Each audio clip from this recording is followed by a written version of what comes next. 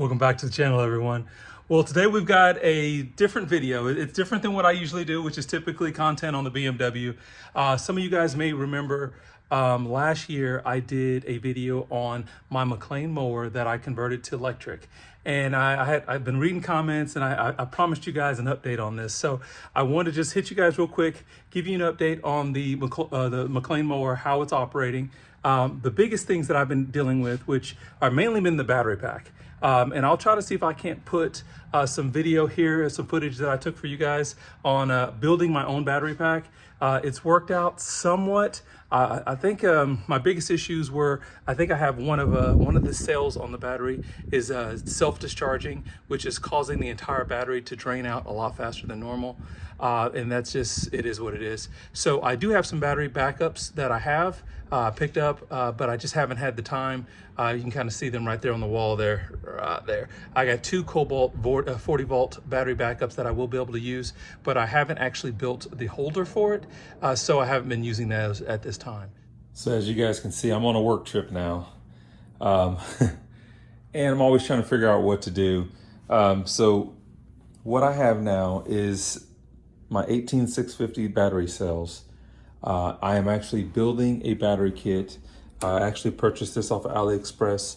Came with the trays necessary, as well as a nice box. And of course, you'll see there's a BMS here, nickel strips, everything. So I've disassembled all of the batteries packs that I was using. I was having issues where the batteries stopped recharging because they had been pulled down too low as far as voltage. So I thought the best idea was actually to create a battery that would actually be able to sustain my cutting for a longer period of time. So had to build a larger amp hour battery, so that's what I'm doing now. I know these cells are good because I have been using them, but I have tested them with voltage. And now, like I said, I'm starting the process of building my battery pack. I will not record all of this because this is the first time I've ever built a battery pack. And I'm a little worried about it, to be honest with you. So you guys do your own research if you're going to look at building your own battery pack. But I just wanted to show you guys what I am working on. And I will be back with you guys here shortly. All right, guys. So today's the next day. As you guys can see, these are my batteries that are no good. They're not going to help me on this build. I've got my entire battery set up properly, or at least what I feel like is properly. Again, this is the first time I've ever done a battery, so I don't have all of the tools or that I need. But what I have done is, well, and actually these are just my good cells that are left over that I'm not going to be using for this battery. And basically what I did is I looked online, found a couple of different websites. One of them is a website that's called Repacker, or it's based off of a Cell Saver website. Helps you identify what battery types you have here. Like these are 1950 milliamp batteries with, of course, nominal power of about 3.6 volts. Some of the other batteries, like the green battery, is actually a 2500 milliamp battery. So is the yellow. It's a 2500 milliamp. And then the light blue is a 2000 milliamp battery. I do not have a tester to be able to test capacity of these batteries. So what I was actually doing is just verifying the voltage, because any batteries that are below roughly, I think 2.5 volts should probably be thrown out. And so all of these batteries here are way below the 2.5 volts. Some of them are 1 volt, some of them aren't registered any volts at all. So that's just all garbage. This is what we're gonna work with. Now I have my nickel strips, and this here is just a little tool that I purchased off of Amazon. Here in a second, I'll pull this out. So this is just a spot welder that I purchased off of Amazon. I think this one ran about $55. So what we'll do is we're gonna spot weld all these nickel strips on, and then I will work on soldering on the other leads and things of that nature. This is definitely not going to be a DIY on how to do this, for the main reason because I don't know how to do this. I'm trying to figure this out myself using YouTube and things of that nature. So I will be back with you guys once everything is all put together, and we will be able to test out the battery pack on the lawnmower. So just want to give you guys an update on what I'm working on. So got to get some trash out and we'll keep moving. So as you guys probably saw in the footage there, I was having issues with the battery pack. And again, a lot of that's because I kind of waited late in the season or right before the season to do my build for the battery pack. And I really should have done it earlier. So I kind of rushed the job. If you actually look on a lot of videos, they'll tell you that you actually need to test each one of these battery cells, see how they discharge, all that sort of thing. And I kind of rushed through a lot of that. Some of it I didn't do on some of the cells, and so this is the situation that you end up with. So you live and learn. One other thing that I had issues with that I kind of had to work out with my electric mower was I kept on burning up speed controllers. And so one of the things that, again, it's been a while since I went through school on some of this stuff. I'm not an electrician, but one of the main things that I was oversight on my part was using the properly sized gauge of wire. So with this being a 40 to 48 volt battery, as well as a motor, I was using, I think it was probably around like a 12 or maybe a 14 gauge wire. And I really need to get that down to around 10, especially for the amount of wire that I was using. So I actually made that change, and it's actually helped out. I haven't burned up any more speed controllers since then. So just that little thing, I think, helped reduce the temperature because I think it was way too much resistance going through those wires. So just something for you guys, if you're ever planning on doing this type of modification, you do want to make sure you keep that in mind. I was able to find charts out there online as far as 48 volt, 40 volt batteries, and try to determine what type of gauge or what was the proper gauge of wire for the distance that I was running.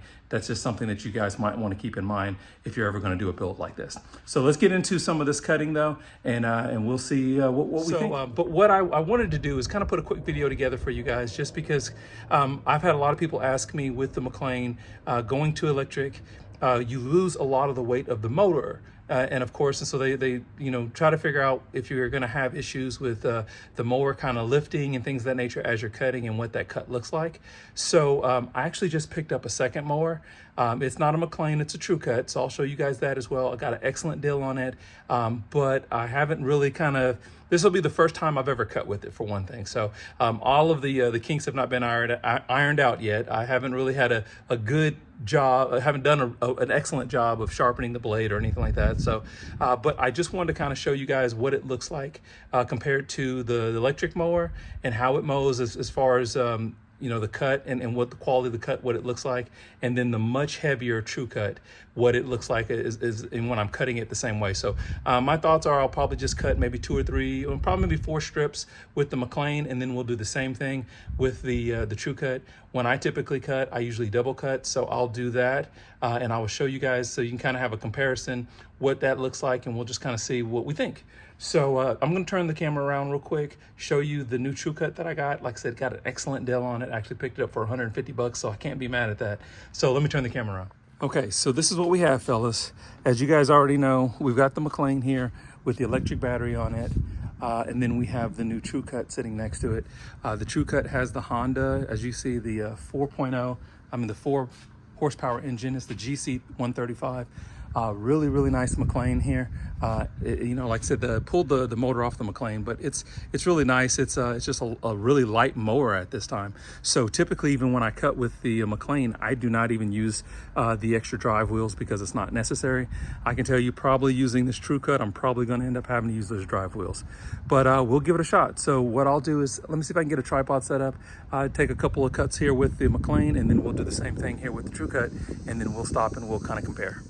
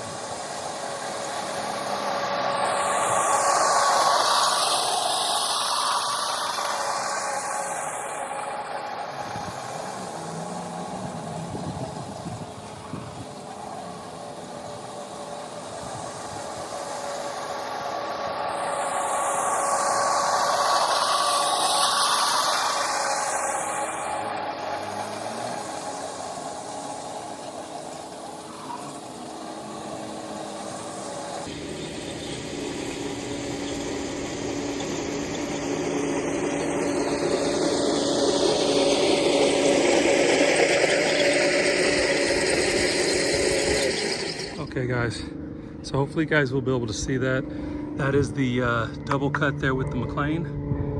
Looks really, really nice and clean. So we'll get everything started here on the Tru Cut, and hopefully we'll be able to make the first initial cut with this Tru Cut and see if we can't get it looking clean too.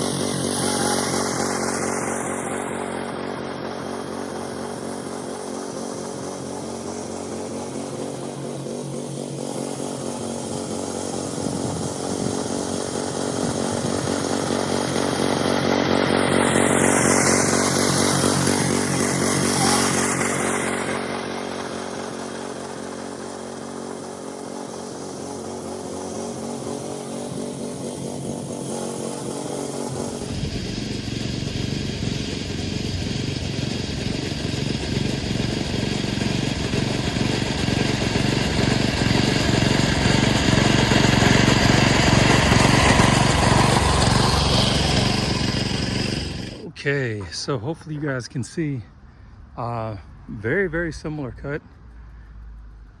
I will say, of course, as you guys can imagine, I have the Mclane a little bit more dialed in than I have the Tru Cut, but both of them cut very, very nice. I will see further up there some spots here where it looks like I might have got a little bit of browning.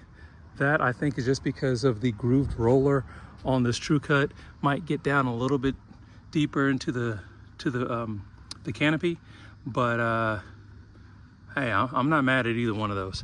So hopefully that will help somebody that's actually considering doing a conversion to the electric mower. But I'm gonna go ahead and knock out the rest of this yard. Okay, and so this is what we have now, guys. Now do keep in mind these first four strips here were cut with the Mclane, electric Mclane. Everything else was cut with the Tru Cut because I'm trying to dial it in, of course. And also, you know, you have to keep in mind, I'm trying to get two mowers that don't have the correct level settings because of a smooth roller and a grooved roller, trying to make sure they're at the correct height, you know, kind of matching. But I'm really happy with the way that actually came out.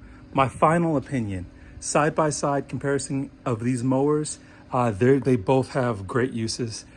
They both cut extremely well. Right now, my Mclane has just been, I've kind of dialed it in a lot better, so it actually has a slightly better cut.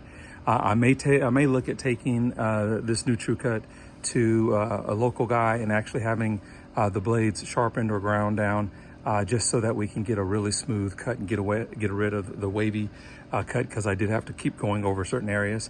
But I can see uses for both of these mowers. I think I will be keeping both of these mowers for quite a long time. So this is not one of those type of videos where you're gonna walk away saying, hey, I'm doing this exact thing. For me, I'm in it. This mower here cost me 140 bucks. This one cost me 150. Of course, I had to spend some money on doing some upgrades to this one to go to the electric mower, motor. But I'm extremely happy with both of these mowers, and we're going to keep this yard looking good. So there's you can kind of see there's the finished cut right there. I actually need to fertilize. I can see now, especially right before the end of the season here, I want to try to see if we can't thicken up this canopy a little bit more. It's been really difficult for me with all the travel that I've had to do here recently with work. So, but it still looks great, and it is what it is. Okay, so I'm trying to get out of the sun a little bit here, but hopefully this video will help anyone that's kind of on the fence as far as whether or not they want to convert their real mower to electric. I actually love both of them. I love the electric. I'm starting to love this Tru Cut. I haven't used, I mean, like I said, this is actually, you guys are seeing the first time I've ever cut with it. So there's a learning process here, and I've never used the Tru Cut brand, but I really like it. One thing to keep in mind on the electric mower, again, I'm not using the drive wheels, And from time to time, I do try to make sure that I'm actually not pushing down on the handles, which is going to, of course, lift the mower. So that's one thing I have to keep in mind. The Tru Cut, I don't have to do that as much just because it is a heavy machine. But right now, the Tru Cut is still having a little bit of a wavy pattern when I'm cutting, and that might have to do with just the sharpening of the blades and that sort of thing. Like I said, I got to get that figured out. But again, hopefully this quick video was able to give you guys an insight on the two. If you guys have any other questions, make sure you guys drop some comments down below. But I'm going to get back on the yard. Everyone be safe, and we'll catch you guys in the next video.